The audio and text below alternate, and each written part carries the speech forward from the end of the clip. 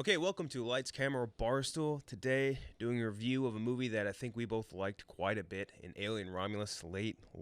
I guess I was gonna say sequel, but not really. More of a sequel It's to the the. first I one. mean, it's the ninth installment. We It's can call it a. a sequel to the first one, but it's a prequel to the rest of them. But it's also It's also a sequel to sequel Covenant and AVP Prometheus and AVP and AVP Requiem. and I don't know how the timelines match up, but Blade Runner 2049, because those are technically. I And forgot about some this shit, until this yeah. popped up on Twitter the other day. Which, if you don't know, Blade Runner, Ridley Scott did canonically place them in the same universe, Yeah. which is pretty fucking awesome. They're canonically in the same universe as Predator and Blade Runner, which is extremely cool. Yeah. But I don't know, interesting to me at least. But before we get to that, we do have some news items to get to. The first off being a kind of a odd one. Nick Cage is going to play John Madden in David O. Russell's newest biopic. It's on its face, that sounds cool, right? Because John Madden's like football legend, royalty.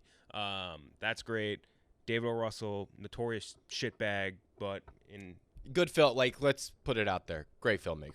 great makes great movies. Amsterdam sucked ass, but the man's made bangers on bangers. Guy makes good movies. But it's like all that coming together kind of seems cool, and like I think Nick Cage could pull off John Madden at least with a decent amount of prosthetics and all that.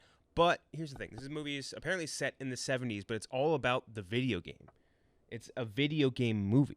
At least it's what it says. According to sources, it is a video game movie. It's the original story of Madden NFL, one of the biggest video game franchises of all time. So that to me is very. How does this work? Yeah, I do respect that decision because John Madden had such a full life, where doing the entirety of his life in one movie would be pretty impossible. Yeah. It'd be like doing Napoleon, like the Napoleon movie. I think had that issue where they tried to do Big time. all of Napoleon's life, and it's just too much to fit in a 2.5, 3 hour runtime. So I like that decision, but the video game aspect, Don't really, get it. yeah. I don't understand it. I don't know how you play that out, especially in the '70s. Unless this is maybe like they're doing it like you see obviously in Tetris. Maybe they're doing it like that, where it's like the creation of the video game and just his like part in it. Because what year did the first Madden come out? I thought it didn't come out until Like 90? 90. That Yeah, would've been my I guess. thought 90 was the first one. And come out. Let's see, 1988. So this takes place in the '70s, but I guess it will have to end at least in 1988, unless the movie itself is the video. I don't know. Again, the idea of a John Madden biopic is really cool. It's just that the pieces here, the separate pieces of information we have, I don't understand how that fits together. We had a teaser for Ryan Murphy's new FX show, Grotesquerie. Wait, you do think Nick Cage is, by the way, good casting on I think Madden? it's prosthetics. Voice is a totally different thing. Like he has such an iconic voice that I don't know how Nick Cage does that. But I think visually, in the '70s, if you were to Okay. do it, I could see it working out. It's just I don't know, the voice part is made a little bit different. Again, teaser for Ryan Murphy's new FX show, Grotesquerie. I think I'm pronouncing it right. A detective and a nun investigate a series of heinous crimes that seem personal while grappling with personal issues and uncovering a sinister web that raises more questions than answers. Niecy Nash, Leslie Manville, Courtney B. Vance, Travis Kelce randomly. Ryan Murphy, it's not an original thought. The guy is just the king of making one great season of something and then just not knowing what to do with it after that. This looks, just based off the trailer, kind of has like that cool neon-ish, not neon, the distributor, like the neon, like the feel to it. It's kind of cool. I like the cast. It's just I'm kind of done with Ryan Murphy. I think. Yeah, that's exactly what I was about to say. I don't think I'm going to watch this, even 1 second of it.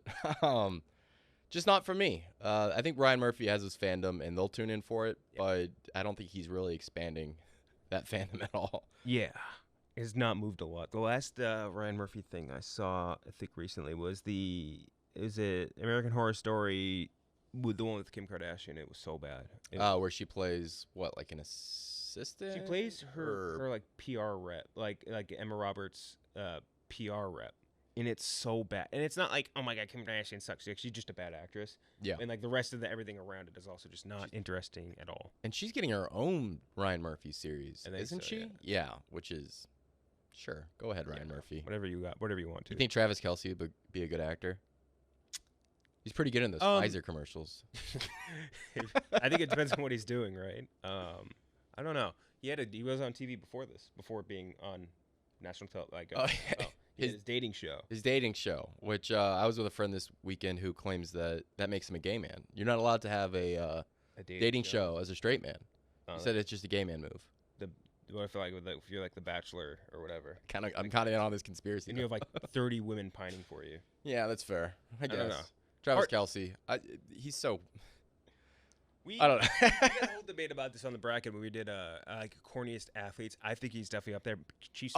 Way up there. He's super up. He's so far. I mean, like he's endearing at points as a corny athlete, but he's corny. You gotta fight for your right to party. It's like you're corny, and like we had a whole thing where like his dating show. None of us had seen it, but we just assumed the entire thing is him just going, "Quit playing." And like that one guy on TikTok who does the perfect impression of him. Yeah. Oh my god. Exactly that the entire time. Like, I was at your show, girl. I saw you pointing at me. Exactly. Like that's Kelce to me, and maybe that's the character he plays here, and that'd be perfect. Like he'd be an excellent bouncer. Oh yeah. You know what I mean? He'd play the perfect or promoter for a club. You know what I mean? Like there's a certain type of dude that he is just perfect as. Maybe that's what he's playing here. I have no idea. Now for a trailer that looks very interesting, the trailer for The Substance. A fading celebrity decides to use a black market drug, a self-replicating substance that temporarily creates a younger, better version of herself. Demi Moore, Margaret Qualley, Dennis Quaid, Margaret Qualley in this. Yeah, she's got the juice. Yeah. It's directed by Coralie Farge, who directed Revenge, which I remember getting a ton of buzz. I hadn't seen that.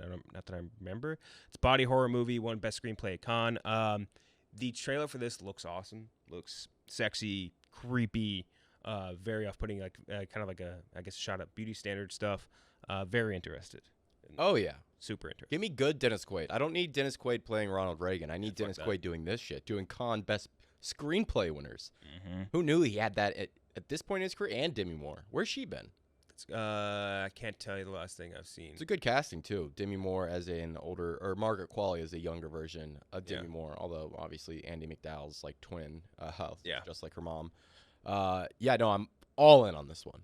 All in on it. Why didn't they just cast Andie MacDowell? I don't know if she still. I don't know if she still acts. To be honest.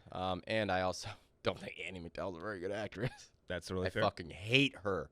Hate her in 4 Weddings and a Funeral. Fair. Oh my god. But I don't know, it looks cool. The whole opening sequence where Dennis Quaid's eating like fucking Denethor in Lord of the Rings. Like that sound and the look of it. That's just how he eats in real life. Like regular. Yeah, like Dennis Quaid. Like, we gotta film this. They saw him like eating at the what do you call it? The concession stand, and he's just like, "We gotta film this." Oh god. Wait, fuck. What do you call it? I used to love this when I was a grip. Like the area where they have all the food. It's not concession stand. It's No, that's prison. But with the area where they'd have all the free food for the cast and crew, I loved that when I was a grip. Oh my god, I ate so many Nature Valley bars. That's just called craft. It's craft services, yeah. They made the trailer for Kraven the Hunter. Kraven's complex relationship with his ruthless father, Nikolai Kravenov, starts him down a path of vengeance with brutal consequences, motivating him to be not only the greatest hunter in the world, but also the most feared. Aaron Taylor Johnson, Aaron DeBose, Fred Hershinger, Alessandro Nivola, Christopher Abbott, our boy, and Russell Crowe, directed by J.C. Chander, who did Margin Call, Most Violent Year, Triple Frontier. At first, I'm actually more interested in this after this trailer. All right, thank you, thank God. I was can't even here trying to hold in a smile because I was about to be like, I think Sony tricked me again. Like, I think I'm in on it. I think I'm in. I think the reshoots or whatever they did worked because I went from being this is going to be a shit pile to ooh. It still doesn't look like great, but it looks fun. It looks fun. Very interested in Kraven the Hunter, and I shouldn't be because again, all signs point to it being bad. I was looking into it more. In April 2024, the film's release date was delayed to December of this year to avoid competition from other franchise films. And in the Wikipedia, this is how they worded it. Despite the disastrous underperformance of Madam Web, Sony felt optimistic that Kraven the Hunter be more in line with Venom, with Chander opining that the film would surprise audiences once it releases. I'm ready to be surprised. I do like that they're like, no, this isn't like Madam Web. Yeah. This is like Venom. This isn't like this massive pile of shit. This is like this other less stinky pile of shit. Yeah. But Venom, like the first Venom was like, for as much as like you go back, you never want to really rewatch those movies. The first one, pretty fun, like a fun time at the theater. Yeah. If we can get to that, okay. Yeah. And less of 2 and 3. Just as much of 1 as you possibly can. Although 3 is kind of also tricking me. Enough time seeing that. The one part in the Venom 3 trailer that's really getting me is when he, I don't even know what you would call it, takes over a horse. Basically fucks a horse. Symbiotes it. Yeah, he symbiotes. He goos the horse, and Tom Hardy gets to ride like the black goo horse. Yeah, that gets me going. Something about it. But yeah, no, this and like you just ran up through the cast. The cast is crazy. Good cast. This might be the best Sony Marvel cast that they've had in a long time. Yeah. Well, actually, I guess they did have theoretical bangers in Madam Web, right? Like you had Sydney Sweeney in your movie. You had like Dakota Johnson for whatever. Like she still moves the needle for people. Was it Isabella Merced was in it, right? Yes. Adam Scott. I guess it wasn't really like advertised, but Emma Roberts too as well, right? Like, oh yes. Like I don't know. They had hitters, not as much as this, but still. Yeah, and J.C. Chandor can make a good movie. He can. Hasn't always, but can definitely. Margin Call. Love Margin Call. I need to rewatch. I rewatched it, I think, like last year too. Triple Frontier had its moments too, for sure. Yeah, that was so boring. It was a bummer, but I think there had its moments when Ben Affleck gets popped. It's so funny. Jesus, like a 10-year-old. What is this? Is this, by the way? I saw someone say this. This isn't true though, is it? That if Sony uses a Spider-Man villain, they can't use it in the Marvel Spider-Man movies. That can't be true, right? Rights thing.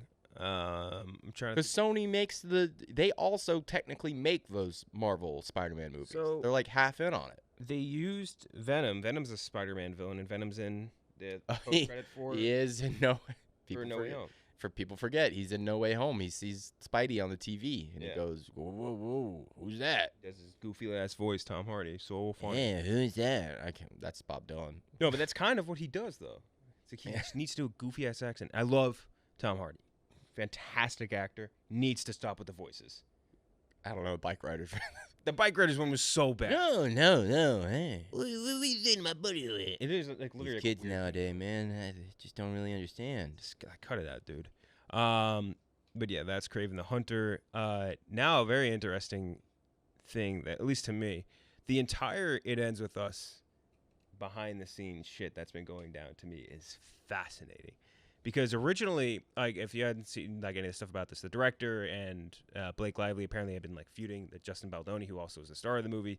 The conversation about this was originally how the crew or the cast didn't like Justin Baldoni, the director and co-star, and they were saying like he's a dick, he was kissing Blake Lively too long in scenes, blah blah blah. August 13th, this dude hires this PR crisis manager, Melissa Nathan, who repped Johnny Depp during his entire Amber Heard thing. Within a week, the entire narrative now has changed to destroying Blake Lively's entire career. Like, we've had the clip of her basically like mean girling with Parker Posey, that is it a Swedish interviewer or something like that. Saying how Justin Baldoni wanted to make a serious domestic violence movie, but she wanted to make it a like rom-com. Clips of interviews where she's like interpreting, you could easily interpret it as like the co-stars being sick of her.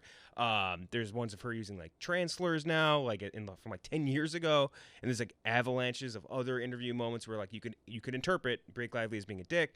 It's this lady, this PR crisis manager, is maybe the singular best person at their job ever. I mean, she got people to think Johnny Depp isn't a piece of shit, which Johnny Depp maybe not guilty. Johnny Depp 100% a piece of shit. Humongous. Yeah, no, I think the truth of this situation, probably like most things, is, well, it's probably somewhere in the middle. You know, they're probably, or the same. They're both kind of suck. Yeah, they both probably kind of suck and fucked this movie. By the way, just to go into that, that guy Justin Baldoni, and they didn't even fuck this movie. That's the crazy part. This movie's doing very well. Yeah, it's doing good numbers, and maybe this is helping it. So I was only told about this today.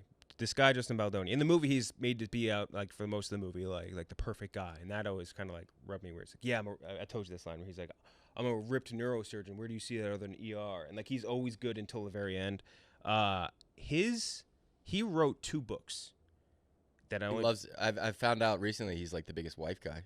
He's a big wife. That makes sense. But these are the books he wrote: Man Enough, Undefining My Masculinity. Hell yeah. And then he has another one that's, I think, what was the title of it? It's it's way worse. Man, like that's like what soy boy Justin Baldoni. Boys Will Be Human. A get real gut check guide to becoming the strongest, kindest, bravest person you could be. And then every interview you see of him about this movie, he's saying stuff like, yeah, I really wanted to make sure like all women had as much input as possible in this movie. It's like something about that. It's trying too hard. You're hiding. It's like exactly. That's the same exact feeling I get where I'm like, there's something, I don't know what's missing here, but like the more you have to say that you're a good person and that like, oh, I'm not like those other guys. Like that's true. You know what I mean? Like that. There's just like something about that. It always rings true. Where that person is always kind of got something buried. But yeah, that has just been like obviously blowing up everywhere, and it hasn't stopped the movie from performing well.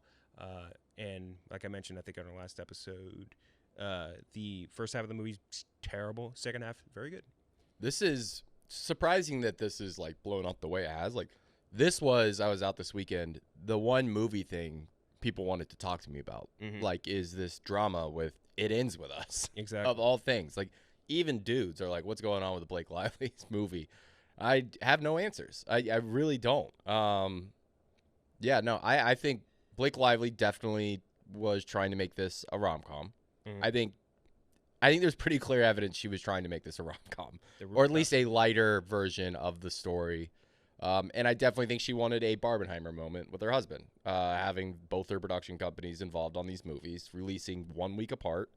And I probably think Justin Baldoni was not the right director, or maybe not even the right star for this, and probably didn't know what he was doing. It's a heavy topic, and when you think of great directors who could handle heavy topics, you're not thinking Justin Baldoni or even him as an actor, really. You think of him in Jane the Virgin, very hot guy, but come on. He's writing book titles that are 28 words long. Dude, the Get Right story on how to be a good person. It's like the bravest, kindest, most smartest boy. It's like someone, what your mom would call you. Exactly. You're the smartest, the kindest, most bravest boy. There's just something off about that. And like maybe he's just a good person that's like kind of naive or whatever, but like that, it comes off as very false. Oh. Or maybe we're just too cynical. I don't know. And then lastly on the news, just RIP to our boy, Alain Delon. Yeah. Another piece of shit, but Le Samurai. A massive piece of shit. Le Samurai, what a picture, though. What a picture. Purple Noon, come on. L'Eclisse, oh, he was just gorgeous, gorgeous man. Sex symbol for like 30 straight years. Yeah.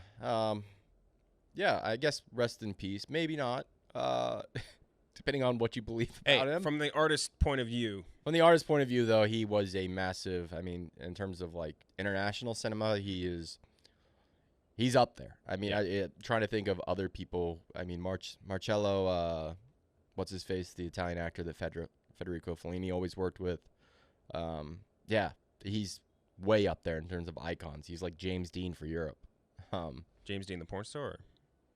No. That's to an insider reference, maybe. Oh.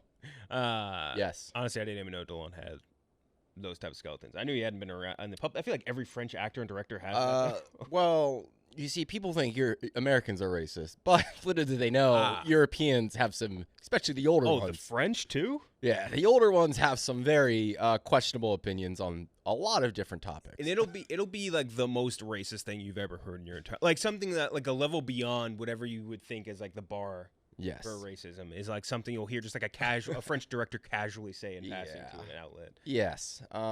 So take that for what you will, but definitely left his mark on cinema. If you have never seen any Alain Delon pictures, watch Les Samurai. I mean, you'll just see the influence on like so much stuff you've watched in American cinema, namely The Killer last year. And then L'Eclisse, fantastic.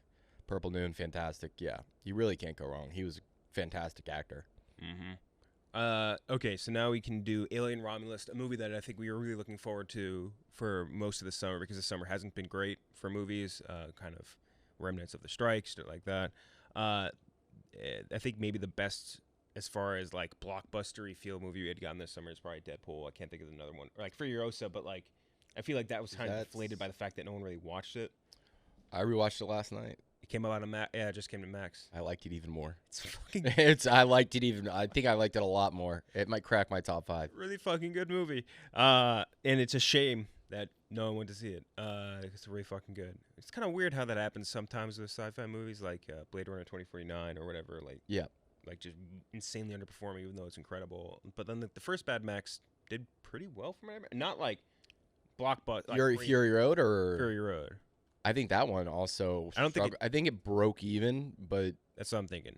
I don't think it really, knocked it out of the park the way they were hoping. Yeah, maybe it's something to do. I don't even know if they hope that these this is that's a tough franchise to market to the public. It's like, yeah, desert and cars. Yeah, we haven't had a movie in 30 years, but you should come and watch. Yes. It is a tough sell. But Alien Romulus takes place, I guess, within the lore of Twisters. Twisters. Twisters, true. Canonically, I guess it takes place in the timeline directly after Alien, but before Aliens. Has a big cast, or not a big cast. That's the opposite of that. Kaylee Spaney, who's now, I think, the it girl for Hollywood. She was in Priscilla, incredible in Priscilla. She obviously was just in Civil War, definitely the best part of Civil War. Oh yeah, really good in that. A couple other cast members, no one crazy and I think anyone would really. Like smaller, they're smaller people like David Johnson. Yeah, if you watch Industry, have you ever watched Industry? I did the first season of Industry and then I didn't watch the second two, but I really did like the first season. Yeah, and I've heard he's great on there. But yeah exactly. Like that's your second biggest star. Yeah, could be third biggest. We'll talk about a character. Yeah. Could be the third biggest, depending on how you look at it. Isabella Merced is probably the second biggest, although I wouldn't say she's like as far as lines and shit, she wouldn't be up there. But she's a great actress as well. We just mentioned her earlier. But this one, while scavenging the deep ends of a derelict space station, a group of young space colonizers. Hey, we're back, baby, colonizers. Yeah. Face to face with the most terrifying life form in the universe. We talk about it with Romulus every time it's come up into the new trailer and everything. Like, it is one of the more fascinating franchises in, I think, cinema, just because you look at the timeline of it. Like, the first one comes out, becomes not only, like, basically creates what is probably still the greatest female protagonist, like action hero in cinema, in Ripley. It's directed by Ridley Scott, an icon of cinema. The second one comes out. James Cameron, another icon, takes over, turns it into from horror, sci-fi to action horror, makes an incredible movie. Third one comes out. It's David Fincher doing a character study, another iconic director. Yep. It's an incredible very flexible franchise. Like every entry, while it retains the Alien feel, I mean, they're diving into different subgenres and asking different big questions. And even like Prometheus and Covenant I rewatched Covenant this last week. I think I liked it less than I even remembered. Yeah, there's a weird discourse going on over Covenant. There's some a movie that I don't hate, but I think it's fine. But people are acting like I see people putting in the top two. Yeah, you're sorry. And no wrong. The opinions are wrong. You're just stupid if you think. You're just wrong. I'm sorry. Yeah. But that one we saw, watched this weekend. I didn't like it as much. But I saw someone, I wish I remember who tweeted it, but I saw it on the timeline yesterday. Someone mentioned how they don't love a lot about Prometheus and Covenant, but they're almost similar to the prequel trilogy with George Lucas, where it's like they're unapologetically being themselves, and like the director is just doing exactly what they want to do, and you can respect that, even though you don't love the execution. That is a very fair take. Yeah, I think that's a very, very good analogy. But yeah, so Alien Romulus, we were big into it. They promised like, hey, Fede Alvarez, he did Don't Breathe. He's really good at these, like, I would say, like technical horror in a way. You know what I mean? And like that's cool because the roots of Alien are in horror and all that. I really, really liked Alien Romulus a lot. Yeah. It was, I think, everything that they promised it would be, and then some. It is a return to the horror. You get that plus a blend of some stuff from Aliens and the action aspect. Like the cast a ton. You could be like, I think the worst thing you could say about it is that it's relatively like cookie cutter. You know what I mean? Yeah. You could be like, hey, this isn't like doing enough of its own thing. Sure. I had such a fun time with this movie. Yeah. I had a fucking blast. I loved it. Yeah, like some of the complaints I've seen kind of all over, I do have issues with the movie. I think as a fan of the franchise, I told you I love that every single one of these movies has kind of something big to say and big questions to ask, whether it's like, is there a God? What is it to be a mother? Like all these huge questions, existential questions. This doesn't have anything to say. This movie really doesn't have much to say, which is a disappointment because I do love that. But goddamn, was that shit entertaining as fuck. Mm-hmm. That was awesome. I mean, there are a few action or action sequences in here that are just incredible, like incredibly shot, tense, horrifying. I loved it. We'll talk about there is one thing in this movie we that can is start with what's good, close to unforgivable, but it's not, and it overcomes it brilliantly. Since I've left the theater, I've actually come up on the movie. I really like it. It's top 4 for me. It hasn't passed Prometheus, but it could. Really great stuff. Yeah, really. I think we should be able to talk about first what we really liked about it, which is, I think, a majority of it. I think the one thing that impressed me the most, especially because this is only like an $80 million movie, the production value is incredible. It's everything that you could really hope for and then some. And I think that there was a very clear emphasis on giving you as much one-to-one practical effects as you got in Alien, where it's like we were going to give you very similar looking tech, very similar like vibe to it, very similar look to it. You get a lot of like big practical looking sets. Obviously, there's a lot of CGI throughout it, but like you get like big trucks. Oh yeah, big sets, big outdoor sequences. That even the beginning sequence where you have like a wonder walking through a mining town. It's fucking great. And I think on top of that, the practical effects they use for the creatures are so unsettling and so like as scary as maybe even like not even the right word. It's more like Cronenberg, like revolting. Yeah, you know what I mean. And I loved that. It's like fleshy and just gross. Yeah. I just something about that production value I think was just great. Did you get that feel? Especially one scene that really got me. She put up with like the watch thing. I'm like, that is such cool old new tech. You know what I mean? It's like retro looking but old but new tech. Yeah. No, it kind of shocked me when they first get onto the Romulus and the Remus, and the way the technology looked exactly the way it looked. Leaving 77's Alien. Like, it is perfect. Almost a perfect replication. And I do think, on top of that, the big CGI sequences that do need look incredible, too. Like, all the scenes with the space station are, like, whether you have, like, outer looks at the space station and, like, flight scenes with spaceships and shit like that. You have, like, a whole sequence with, like, rings going around. Oh, the rings looked incredible. All of that stuff looks amazing, too. Really, really, really well put together. The VFX team did an insanely good job there as well. And this is, again, pre-sports and all that stuff. I think the cast is great, too. I think Kaylee Spaney's just, like, she's it.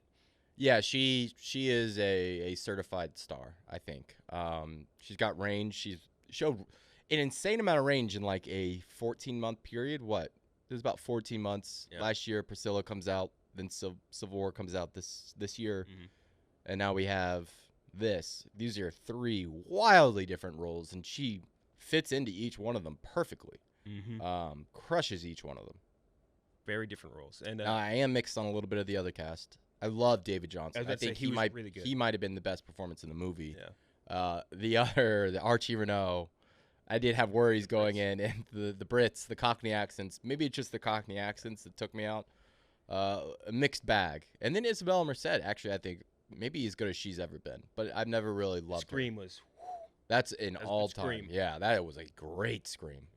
Especially because of the whole, and they did that great in the trailer too. Like in space, no one can hear you scream, and then give you the scream. And then lastly, I think one of the biggest pros, and I think you'll see a shit ton of people talk about this, even coming out of the theater. The third act was unbelievable.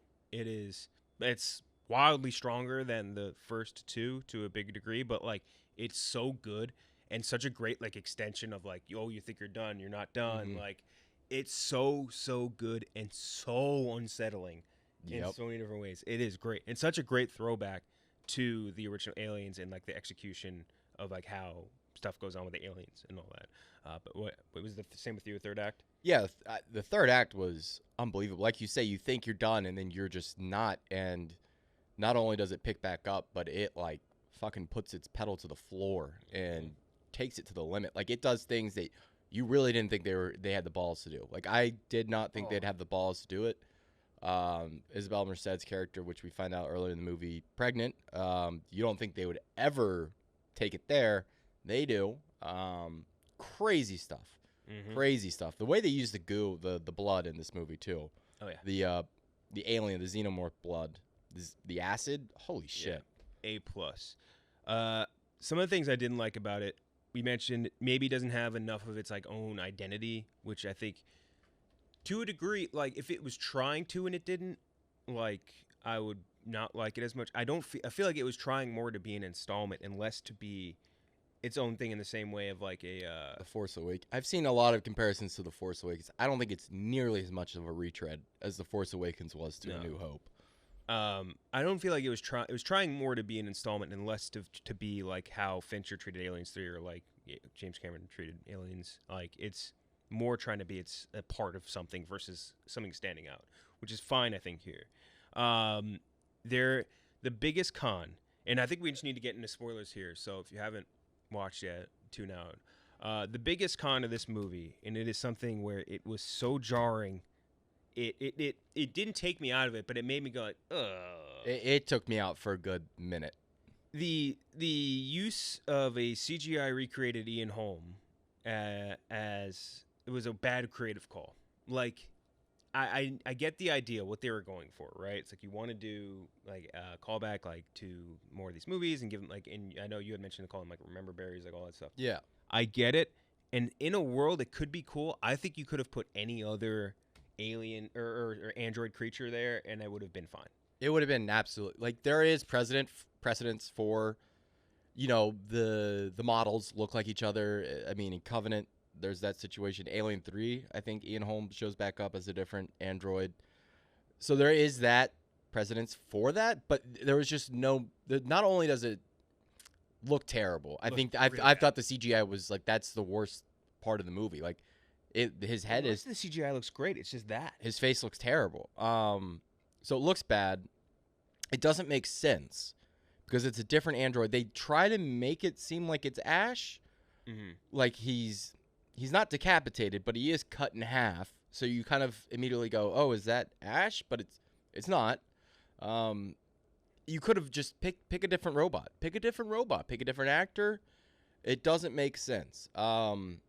I think it was something Disney maybe wanted to tie back, but I've watched interviews. Fetty was in on it. Ridley Scott was in on it too, just so you all know. Ridley Scott was very involved in the production of this movie, and not like loosely like his name on paper. He was involved. He's on the red carpets. He's a crotchety old man. If he didn't agree with this movie, he would not be there. He would not promote this movie if he didn't like it. So, yeah, it was just a bad call. It was just a really bad call. Really bad call. And it looked like people got pissed when they did, like, Carrie Fisher and, like, Moff Tarkin, whose actor's name I forget, and Rogue One. They looked 10 times better than this. Oh, yeah. Like, so much. This was, like, it was, mouth wouldn't line up right. It would have been less jarring if they used a puppet. You know what I mean? Like, you know what I mean? Yeah. Like, used a practical thing. Yeah. And to be clear, they also... In the interviews I've watched, they said Ian Holm's family agreed to it, and we're all on board. It's just gross. I think I'm happy that even the people who like this movie and love this movie have all, I think for the most part, agreed that this was kind of a very bad call. So hopefully, you know, studios see this reaction and are like, all right, we're done. We're not doing it anymore. We're done doing it because there's just no need for it. I'm curious. Just recast. You can put the amount of prosthetics we can do these days. Just there's so many great makeup artists out there. So many great actors. Just recast. I wonder if it's like the de-aging. I hate when they de-age too. Yeah. Which is less of a sin, but just there's actors out there who can play these roles, and there's makeup artists who can make them look like those actors and those characters. Just use the resources that are available. Yeah, I think you could have gotten some. Even I was just double checking to make sure. Like Lance Henriksen is still kicking. He's the guy who played the android in Aliens, and he was also, I believe, in Alien 3. Grabbed him, I wouldn't have cared as much. Grab anyone else, I don't know. There's just if you wanted to have that character be a callback, I think there's better ways to do it. And if not, you could, even if they were to do fucking Michael Fassbender as like a David replicant or something, like I wouldn't have been as hating of that. That might have been kind of cool. Yeah. Like it's just that I think was a very, very bad call, and it leaves a bad taste in your mouth for sure. But the weird thing is that I think is a poison pill to so many would be for so many other movies. It wasn't for this because the rest of it was so good. Yeah. It people are acting like it's in the whole movie.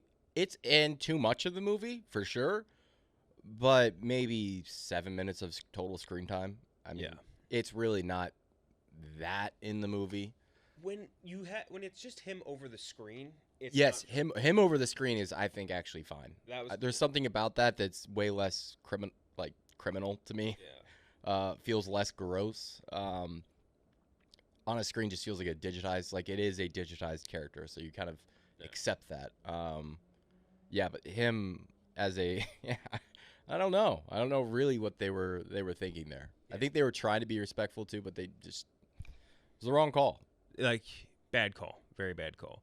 But as long as we're in spoilers, I think that's something that was very people, and I've seen a mixed reaction to it. I think the new Xenomorph was scary as fuck. I thought he was unsettling as all hell. Yeah, I don't know what people are on it. That thing was terrifying. Yeah. That's the scariest thing they've had in an alien movie in forever. Yeah, humanoid alien. And as we found out, or you found out first, just looking through the cast list before this even popped onto X. Yeah, and I didn't want to tweet it because I didn't want to spoil it, but then other people tweeted and reaped in all the social on it. Yes. What is he? Slav? I think he's like Romanian. Romanian.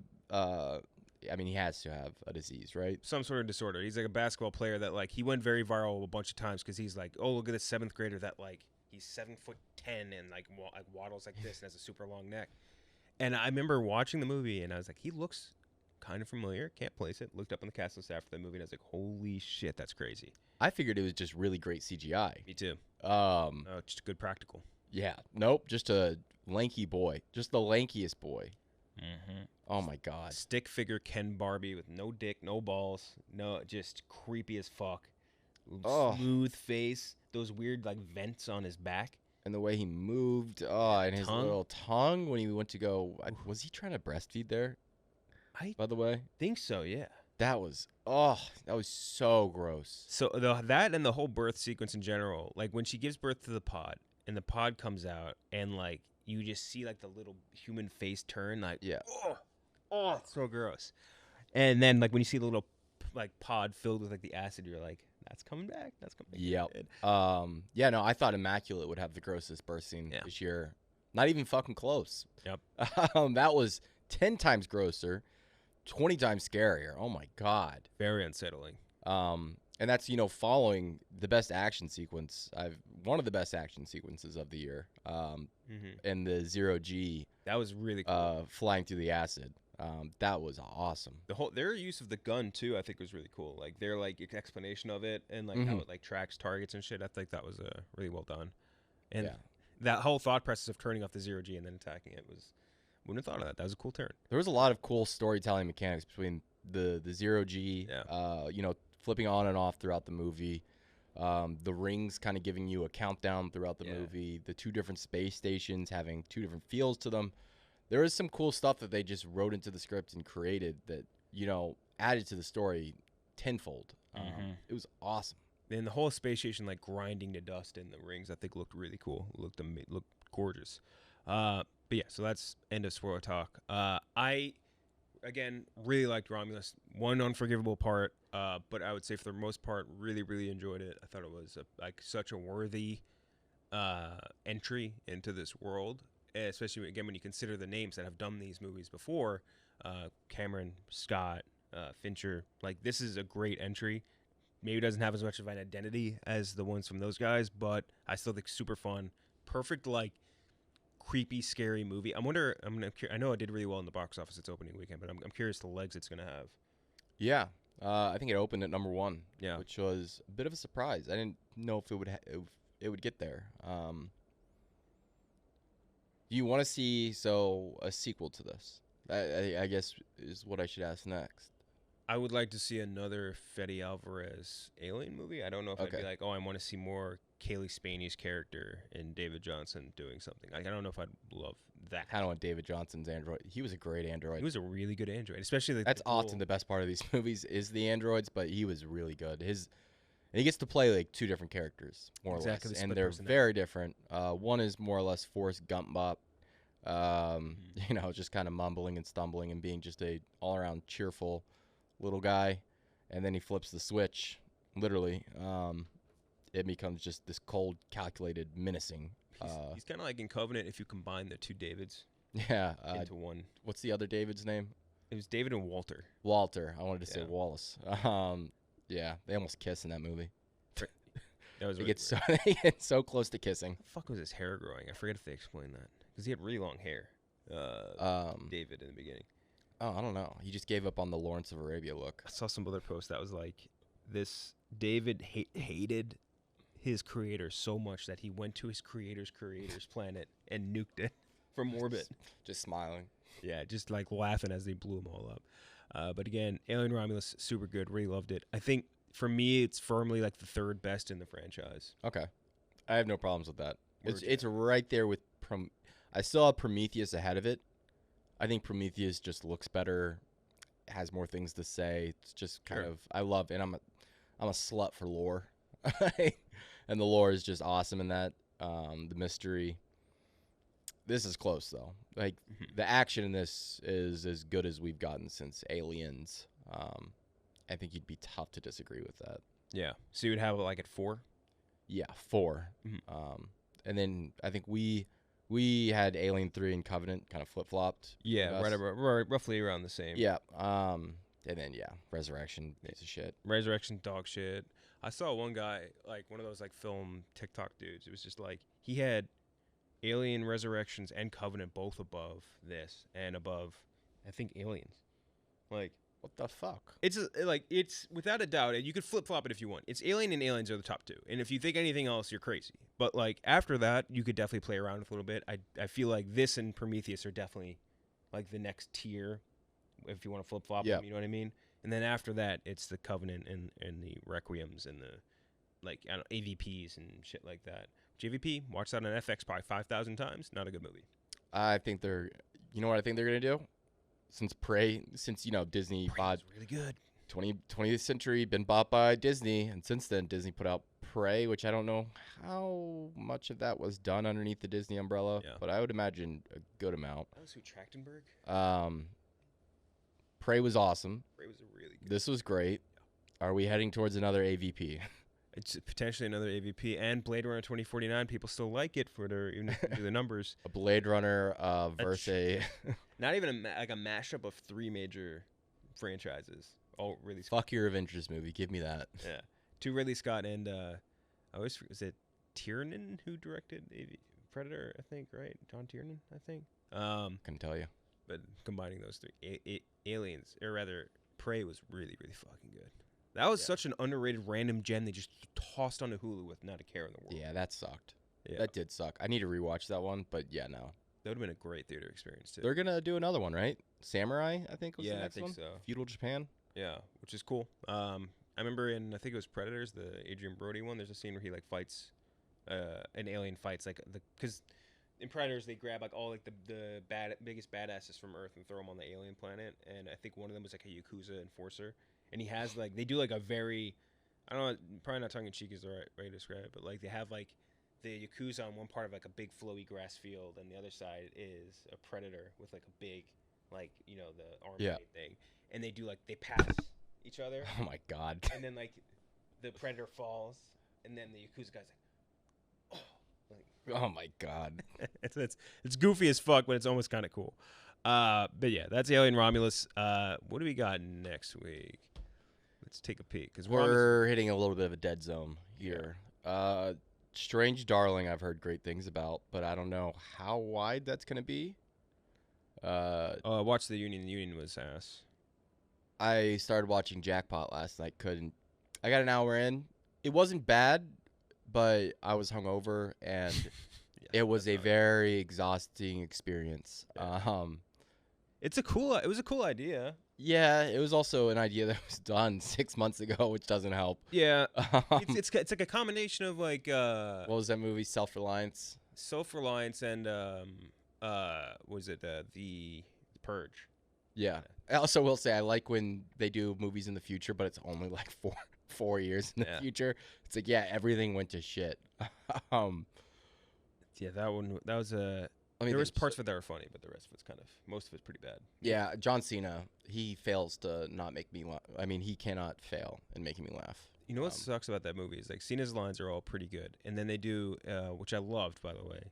They have as a credits roll, they give you like a blooper reel, and the scene they give you like every Cena's take on any given scene. Yeah, and they're all hysterical, and I'm like, why didn't you just let him ad lib? Yeah, this entire movie, and it would have been way better. And like Simu Lee was in it for 5 minutes, and yeah. I don't know. Also, Dolly De Leon from Triangle of Sadness just popped in at the very beginning. It's like the first thing William Scott. First thing she's been in since a Cannes Best Picture winner. Yeah. Yeah, and Sean William Scott too. Couldn't run, by the way. I don't know what kind of injuries he's had in his career, but his knees were shot. Yeah. So Strange Darling, I think, is coming up soon. We have Don't Blink. The Crow coming up. I could review that. Yeah. That looks like one of the worst movies of the year. That looks really bad every time I see it. Every interview I see with what's it, FKA Twigs in it. Yeah, FKA Twigs. And Bill Skarsgård. Yep. They just like don't look thrilled about it. Let's see. Greedy People, Incoming, which we had talked about. The Forge, Strange Darling, you mentioned. Afraid, 1992. What? Featuring Tyrese Gibson and Ray Liotta? No way. This is like Ray Liotta's been dead for a while now. Ray Liotta has more posthumous roles than anybody. What the hell? 1992. It is a guy tries to restore his relationship with his son during the unrest of the Rodney King verdict. Okay, and yeah, wow, fuck it. Scott Eastwood and Ray Liotta starring in it. What the fuck? Slingshot, which I'd seen some trailers for. The Channing Tatum movie, the Zoe Kravitz Channing Tatum movie, looks. What's it called? Getting good reviews. Don't Blink. Yeah, that's don't. Yeah, sorry. Blink Twice. Something like that. All My Friends Are Dead. Wait, no, that was earlier, wasn't it? This year. Let's see. What's today's? Today's the 19th. It would be The Cleanup Crew. When's Wolves? I think that's September. Probably The Crow for next week. The next big release we have is like Beetlejuice. John Woo's remake of The Killer too. It's coming out soon. Oh, his own. Yeah, his own remake. I was like, what? And then I remembered he's remaking his own movie. Baller move, by the way. It's pretty awesome. Yeah, but I think The Crow would be the next one because that one is looking interesting to say the least. But yeah, so do The Crow for next week. Loved Romulus. See you guys next Monday. Maybe. I don't know. We'll figure out the date. Maybe we'll do these shit movies. We'll do Jackpot. Maybe I can finish Jackpot the Union, and The Union. Yeah, and some of these other bad streaming movies. Until then, we'll see you guys next week.